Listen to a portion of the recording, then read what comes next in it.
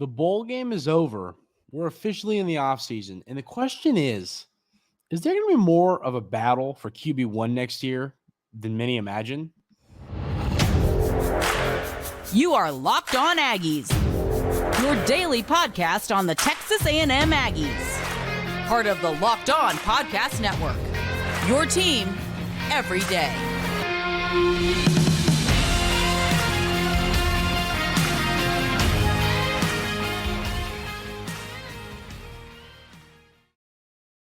Welcome on in to Locked On Aggies. I'm your host, Andrew Stefaniak. Thanks for making Locked On Aggies your first listen every single day. Yeah, and I said this on yesterday's episode, but a few people commented on whatever day, the day before the bowl game, or maybe the day of the bowl game, where I was discussing Jaylen Henderson, and people were saying, people were checking me saying, Andrew, I think you're a little bit too confident that Conor Wigman will be QB1 heading into next season. So, which I appreciate those thoughts and those comments. And so I thought, hey, let's make this a conversation. And, I've sat and I've thought a lot about it, and I kind of want to try and bring all sides of the argument to this conversation. So, the guys next year, first of all, Jaylen Henderson put on Twitter X that he sustained. Obviously, we saw the injury. He had a successful surgery on the injury. So, I assume whatever happened, he's going to be good to go. Maybe not, crazy soon, but good to go for the start of next season. I feel pretty confident saying that. So, and he actually does know the offense. I forget it's a completely new offensive coordinator and the coaching staff. But point is, he'll be around to learn. It's not like he's coming in late from the portal. He's just going to be banged up. So he'll still be able to learn the offense. But, so it's going to be Marcel Reed, Jaylen Henderson, Conor Wigman, and then the rookie, the freshman, Miles O'Neal. And I am just a big Conor Wigman guy. I think that last year he was going to put up some serious, extreme numbers before going down with the injury. And,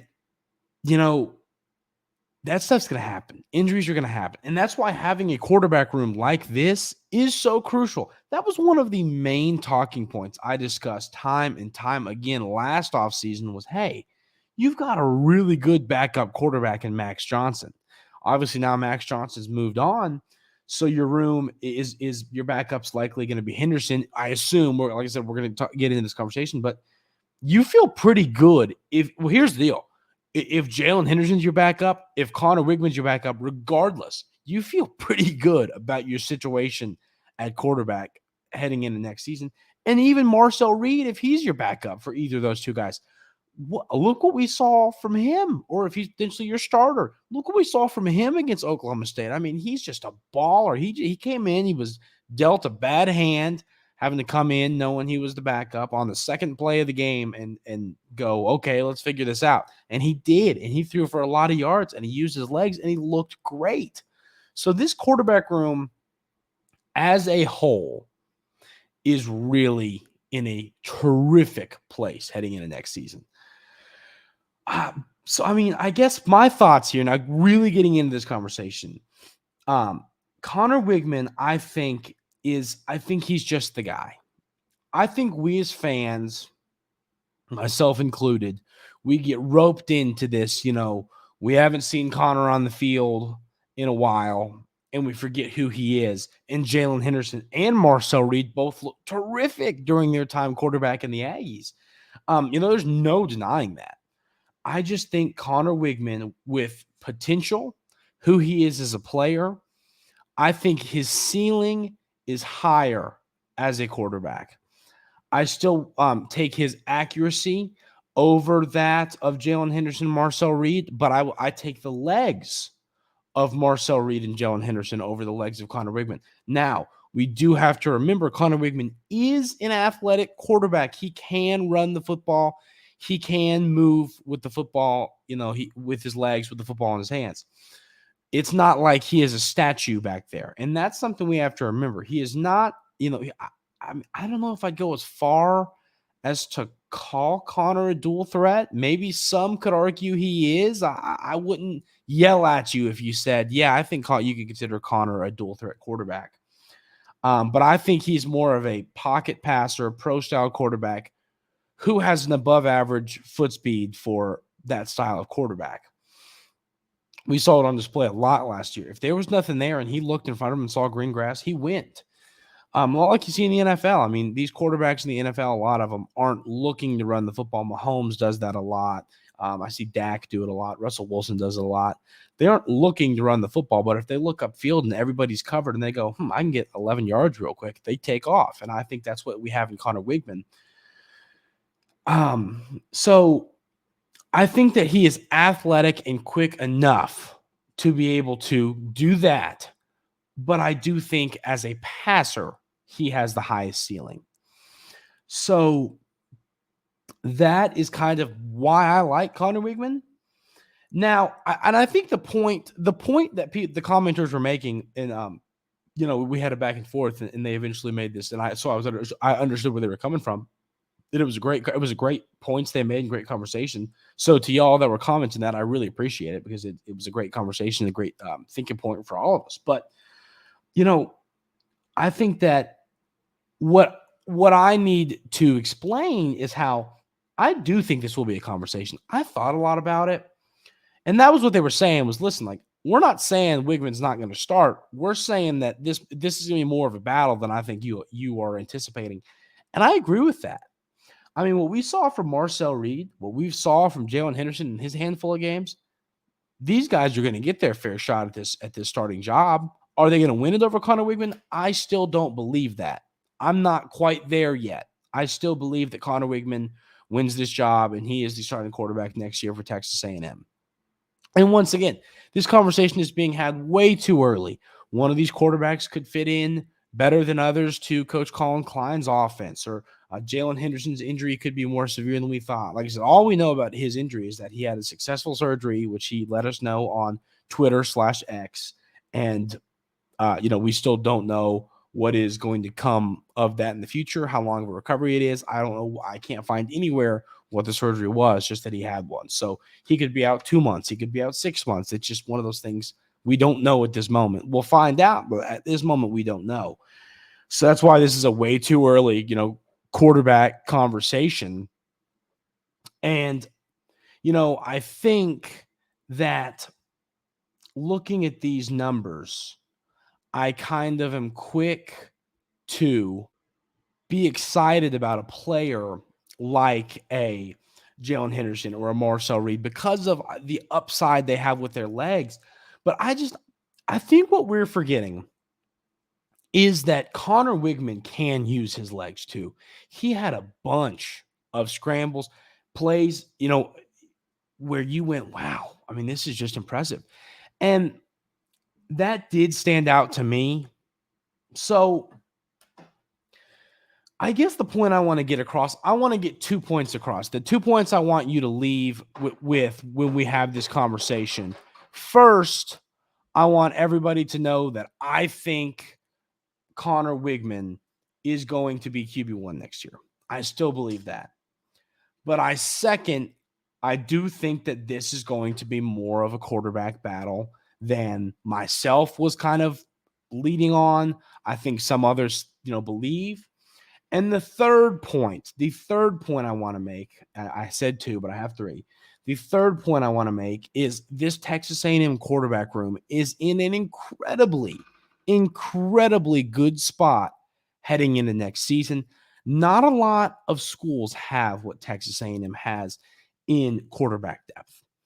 And it does seem like Texas A&M is always in this position where it's important. And it seems like QB1 goes down every single season. We all know that. But I don't think a lot of schools are in a spot where, like, hey, this quarterback goes down. We've got not 1, but 2 guys who have proven they can compete at a high level and win football games in the SEC. And Texas A&M has that. I know Marcel Reed hasn't proven he can win a game in the SEC, but he's proven he can play against a good football team and he can succeed at a very high level. So this quarterback room is in a great spot, and I still can't wait to see what Miles O'Neal has. Once again, I mean, I know that I don't know how he'll be in this conversation, but I'm excited to see what he has. And maybe, hey, I mean, I don't think he'll be in a starting conversation, but you never know. Maybe in a couple weeks, in a couple months, we're going, man, this Miles O'Neal kid isn't really in this year's conversation, but in the future, watch out, this dude can ball. So Texas A&M's quarterback room is in a very good spot, and I want to hear everybody's thoughts on this. Do we feel, hey, Conor Wigman is for sure the guy? Henderson has a shot at this. Reed has a shot at this. How do we feel about it? I want to hear everybody's thoughts in the comments. We're going to talk about after the bowl game, what does Texas A&M need in the portal? We're going to have that conversation coming up right here on Locked On Aggies. But first, I want to tell you about our friends over at eBay Motors. Passion, drive, and patience. What brings home the winning trophy is also what keeps your ride or die alive. eBay Motors has everything you need to maintain your vehicle and level it up to peak performance, from superchargers, roof racks, exhaust kits, LED headlights, and more. Whether you're into speed, power, or style, eBay Motors has got you covered. With over 122 million parts for your number one ride or die, you'll always find exactly what you're looking for. And with eBay Guaranteed Fit, your part is guaranteed to fit your ride or die every time, or your money back. Because with eBay Motors, you're burning rubber, not cash. With all the parts you need at the prices you want, it's easy to turn your car into the MVP and bring home that win. Keep your ride or die alive at ebaymotors.com. Eligible items only. Exclusions apply. eBay Guaranteed Fit only available to U.S. customers. So now we're going to discuss a little bit about after the bowl game. And I wanted to have this conversation yesterday, but I just rambled on about stuff for so long. But I want to have the conversation of after the bowl game, what do we feel that we need in the portal? Heading into the game, I discussed how I think offensive line was the number one thing where I was like, okay, we need this and we need it bad. And I still do feel that way. I still do feel that offensive linemen are needed in the portal. Especially some tackles. There's no debate to that. But I do feel better about the position group as a whole.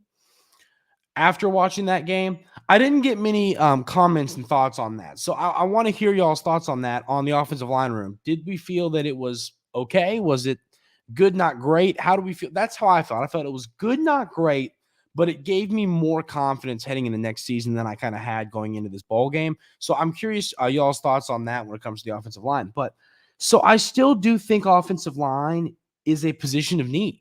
No question there. But I'm not as concerned as I was heading into this football game. The next thing I have here, obviously y'all know where I'm coming from here, and that's going to be corner, safety, just the secondary as a whole.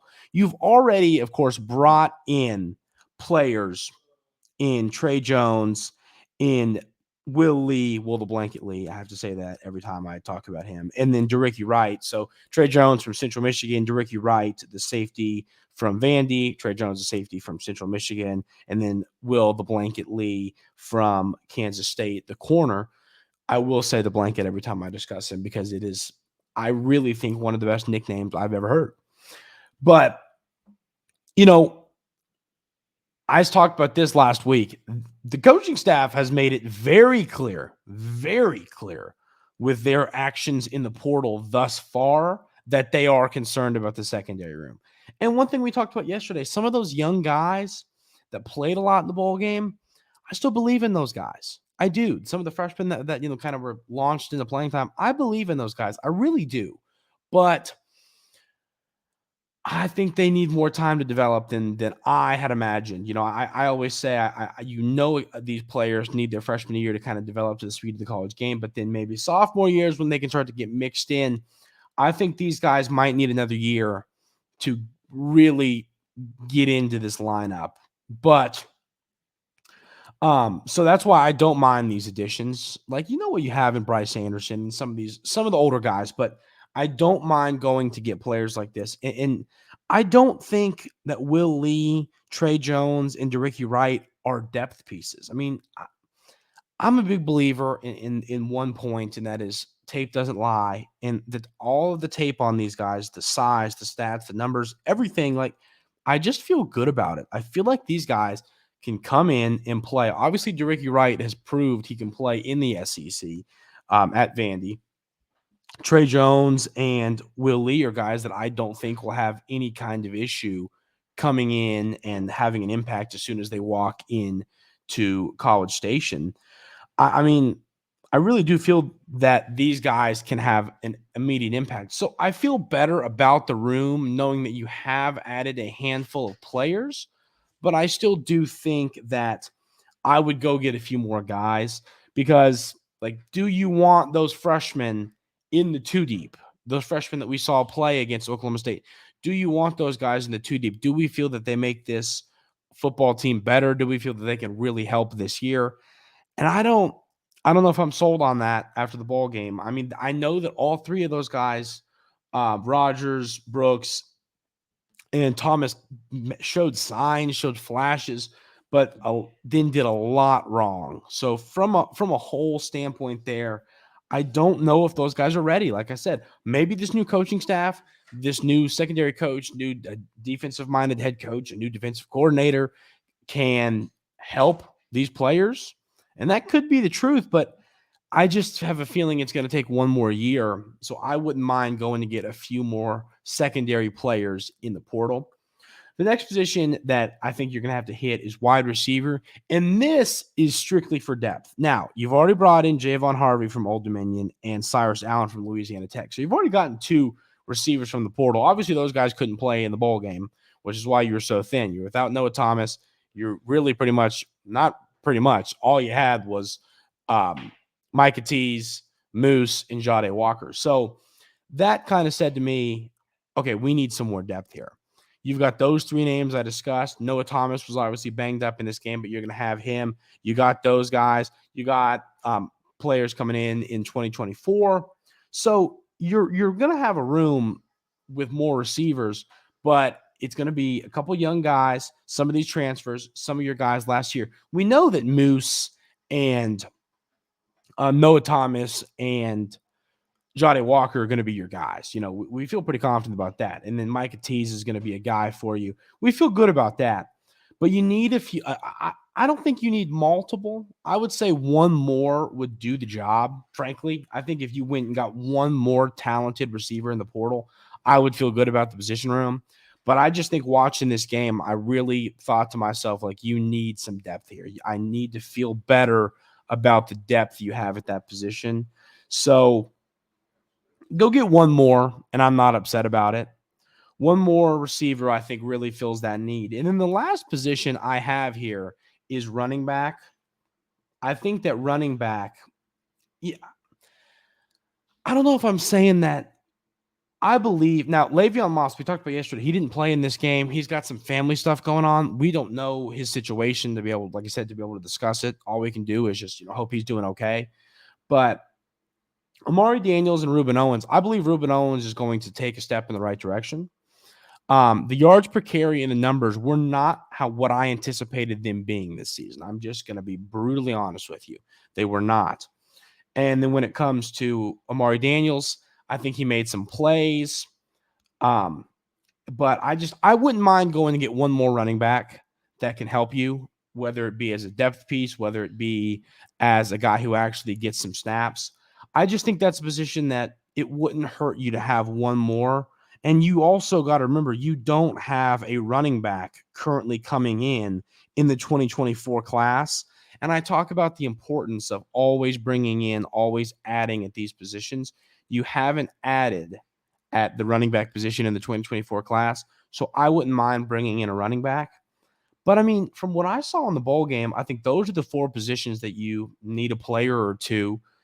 And besides that, I mean, with the recruiting class you're bringing in, you've already got 14 players that have signed their letter of intent, and then you've still got the two guys committed in Terry Bussey and Dominic McKinley that, you could add to your class, of course, and then the 7 transfers. So if you end up with 16 in your recruiting class and add 7 transfers, you've got you've got a roster that can compete, but I wouldn't mind adding a handful more transfers. I think you've got the room for it. You've got the scholarships for it. You got the money for it. So I wouldn't mind adding a few more players. So let me know y'all's thoughts in the comments about how we feel about a few more transfer portal additions and at what positions.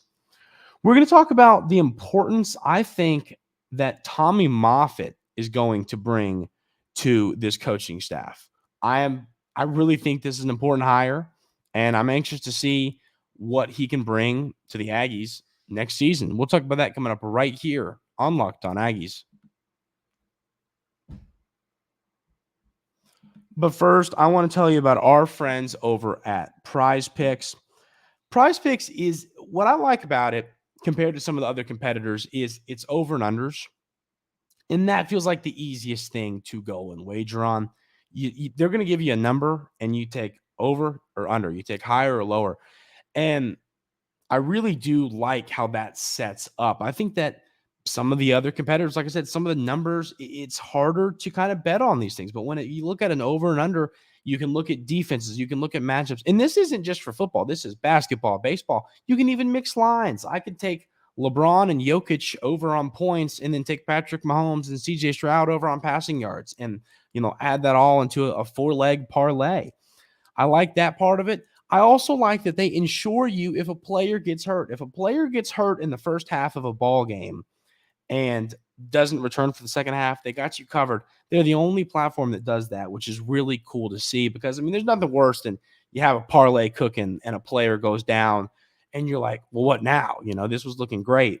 That's why Prize Picks has you covered, which is a very nice thing that they have that nobody else is offering. So go to prizepicks.com/lockedoncollege and use code LockedOnCollege for a first deposit match up to $100.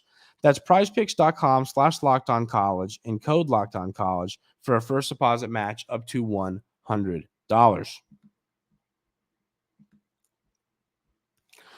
So I think that an underrated hire, and once again, I saw some folks talking about this in the comments yesterday, which is what, I thought sparked wanting to have this conversation.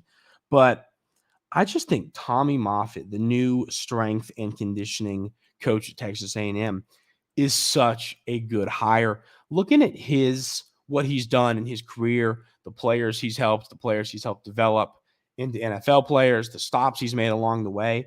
This guy is just an old football coach that makes players stronger. And I think Texas A&M could use a better strength and conditioning coach. I think that Tommy Moffitt is one of those coaches. He's an old football coach. He's going to let you know if you aren't working hard enough, if you aren't getting done what you need to get done, he's going to let you know.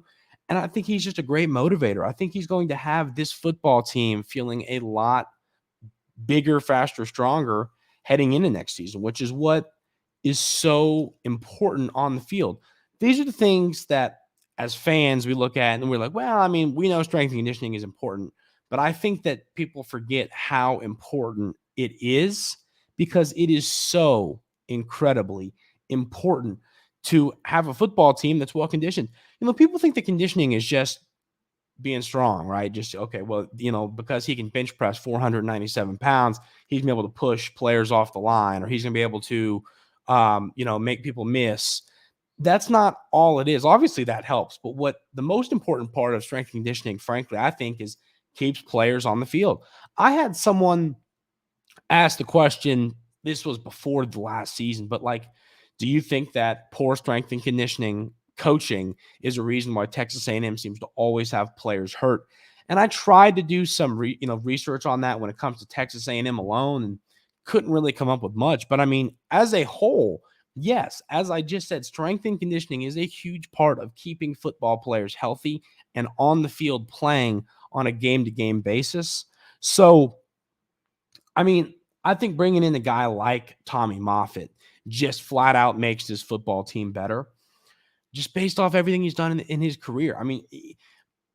Strength and conditioning coaches, you like seeing guys who are just well-respected because we all know what that means. That means he's just a dude. He's going to scream at you. He's going to yell at you, but deep down he loves you and he wants what's best for you and he wants to make you a better football player. He wants to help you stay on the field and stay healthy. So I think that this is a really underrated hire for Texas A&M's current coaching staff. I feel good knowing that the strength and conditioning program is in the hands of a veteran coach who has done this for a very long time, who has helped athletes for a very long time. So I feel good about this hire, ladies and gentlemen. I think it's going to be more significant. I think you're going to see a healthier Texas A&M football team next year than you did this year, than you did the year before. Now, obviously, there's your freak injuries, there's your ankle turns and stuff like that. But you could argue flexibility, training, stuff like that helps there. There are freak injuries, no question. But a strength and conditioning coach like Tommy Moffitt can help with some of the hamstrings and the different injuries that we see sustained like that. That is where stretching, strength and conditioning, eating the right foods, drinking a lot of water, that's where that stuff comes into play. And Coach Tommy Moffitt is going to make sure that the Aggies are really good in that department. That is going to do it for today's episode of Locked On Aggies. Really appreciate y'all tuning in. Got a lot of fun coming up next week. I assume we're going to see some more transfer portal additions next week, some visits coming up. So a lot of fun to talk about that stuff.